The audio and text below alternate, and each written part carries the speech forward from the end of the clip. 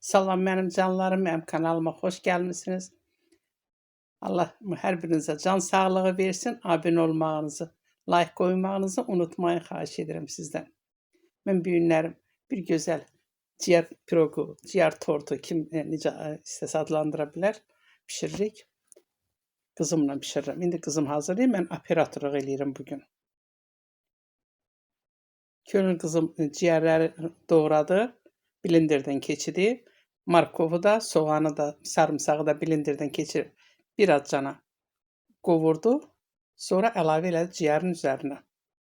2 qaşıq duz, 1 qaşıq sumaq, 1 qaşıq xumeli suneli, 3 dənə yumurta, 100 ml duru yağ, 150 ml süd, 1 stəkan da un.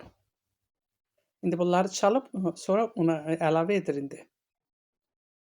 Hamısını birlikdə yaxşı çalandan sonra içlik üçün, aralarına sürtmək üçün soğan, sarımsaq, yer kökün törkadan keçirib birlikdə biraz qovurub götürüb qoyacaq kənara.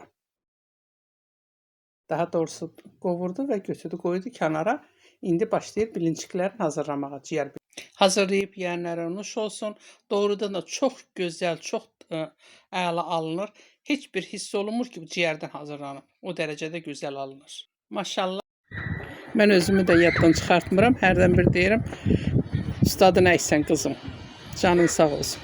Sos hazırlayır qızım. Soza smetan, mayonez, bir də sarımsaq qarışdırıb birlikdə indi əvvəlcədən hazırladığımız, qovurduğumuz markovu, sarımsağı, soğanı da əlavə edir mayonezli smetanın üzərinə. İndi aralarına çəkəcək soğuzu. İstəsəniz soğuzu markovsuz, soğansız da eləyə bilərsiniz. Elə smetan, mayonez, sarımsaq. O cürə də eləmişəm, çox gözəl alınır.